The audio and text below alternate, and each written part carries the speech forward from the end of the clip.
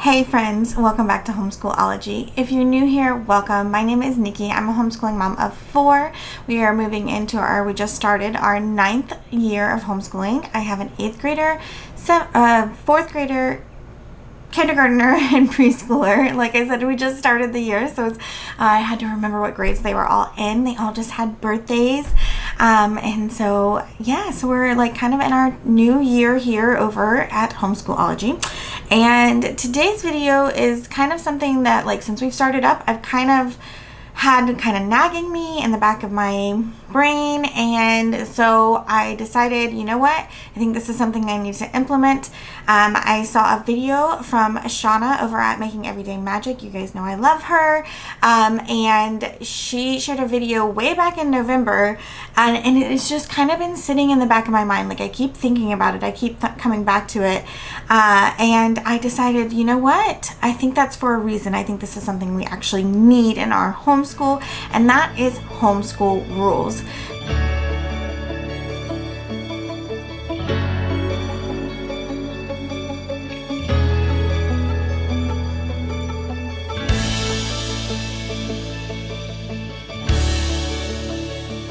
So we've we're kind of a looser structured family here, and not that we don't have rules and we don't have guidelines, we do. We're just not, we kind of are more of a go with the flow kind of household.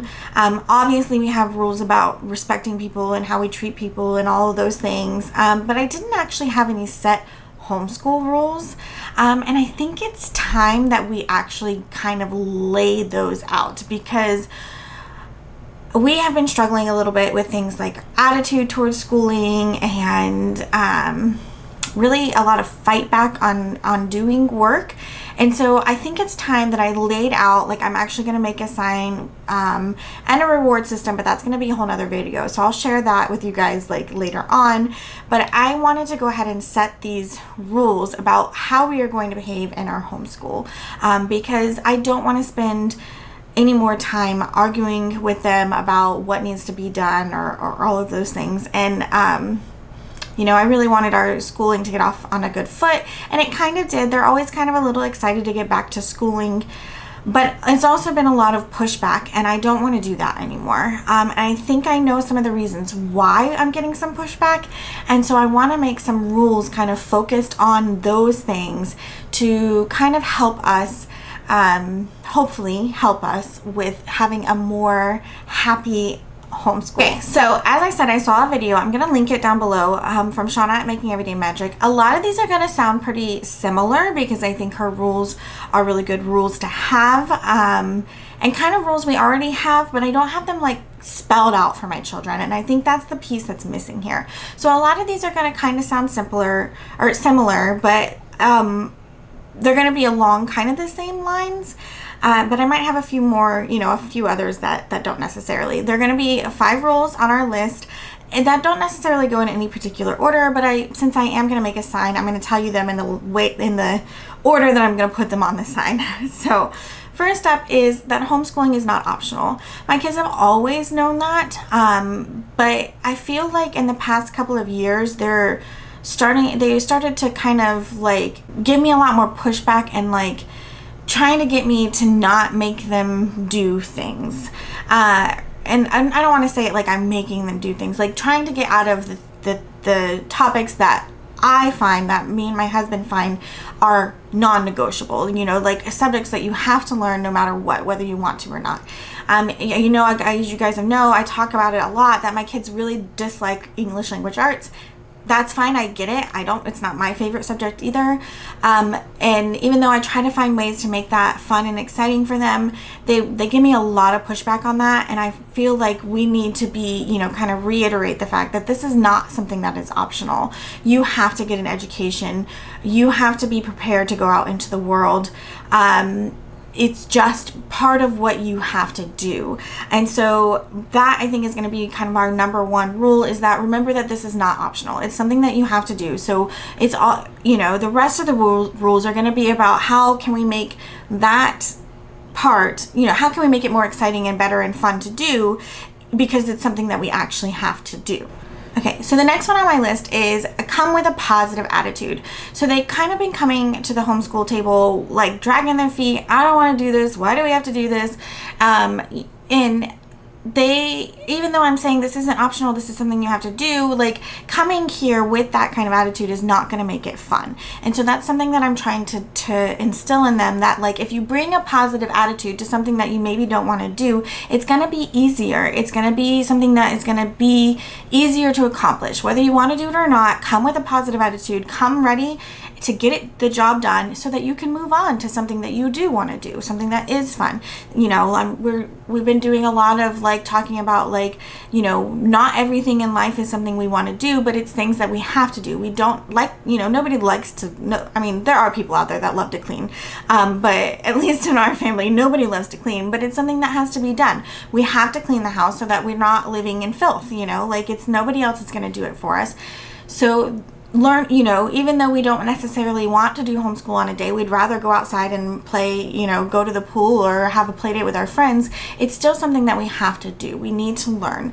And my husband and I are trying to show our kids that we are still learning. We still do things that help us learn so that we can be better humans as well.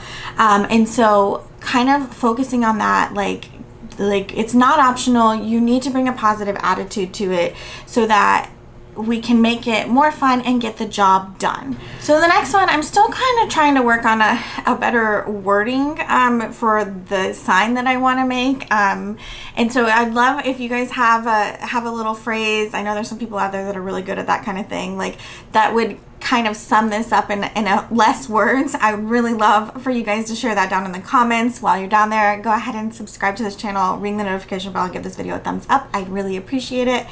But it's okay to make mistakes, or what I've written down is it's better to try and fail than to be right all the time, because what some of my children are struggling with is perfectionism.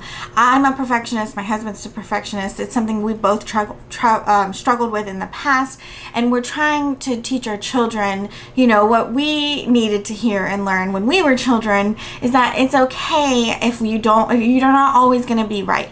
The way you learn is through making mistakes. So we are going to make mistakes. It's what's going to happen. You know, I have some students who just really dislike when they get something wrong, like a math problem wrong or a spelling word wrong. It really kind of destroys their world. And we're trying to work on, like, it's okay to make mistakes. We, you know, as your parents, still make mistakes all the time. Everybody in the world makes mistakes. It's the only way that you can actually learn anything is by making a mistake. You don't learn from being right. You learn from making a mistake. And so that is something that we really are going to be focusing on around here this year. I guess that's kind of my goal for the year, is that it's okay, we're going to make mistakes. Let's make mistakes so we can see what would happen. I'm thinking, like, you know, because I'm a science teacher here, I'm thinking of kind of like a science experiment. What if we accidentally put this thing in here? You know, obviously I will have prepared and make sure nothing is going to explode on us, but like, what happens if we make a mistake? You know, the directions say to do this. What if we accidentally put this in here? You know, what would happen? And I'm gonna have that be the like thing that's really cool and amazing, so that they can see that making mistakes isn't always bad. You know, I'm gonna try to find lessons on, you know, I know, like, I'm a baker, so there are recipes out there where somebody made a mistake and then actually turned out completely wrong, but also very good, or maybe even better than what they were trying to achieve. And so I'm gonna try to find those lessons. If you have any of those, please share them with me. But that's what I think our goal is kind of going to be, outside of our goals of what we're going to learn. You know, what is our focus going to be this year? It's going to be learning that mistakes are okay. And so I kind of want something catchy, better than mistakes are okay. So if you got something for me, let me know. So the next one, number 4, I've been playing around with kind of little phrases. If you don't know, if you haven't been around for a while, we're big Disney fans around here, and we really love Disney. And so what I think I'm going to call this one is homeschool is our happy place, because, you know, Disney World is the happiest place on earth. So we're, you know, kind of a play on that. But we are having a little bit of, like, not necessarily teasing per se, but like, rather than being, if somebody does make a mistake, it's looked at negatively. And so what I want my kiddos to start doing is, like, if somebody makes a mistake, let's celebrate that. So we're going to make homeschool a really happy place. It's going to be a place where we're going to bring our positive attitudes, and we're going to make it fun, and we're going to make it happy, and it's going to be a safe space for everybody to be in. We're not going to have bad attitudes. We're not going to have yelling at each other. We're not going to have any of that. We're going to get along. It's going to be a happy and safe place to be when we are doing our homeschool assignments. I think that's going to be really important, because that's kind of something that I'm seeing where we're like, they're not necessarily bullying or being mean to each other, they're just not being very supportive.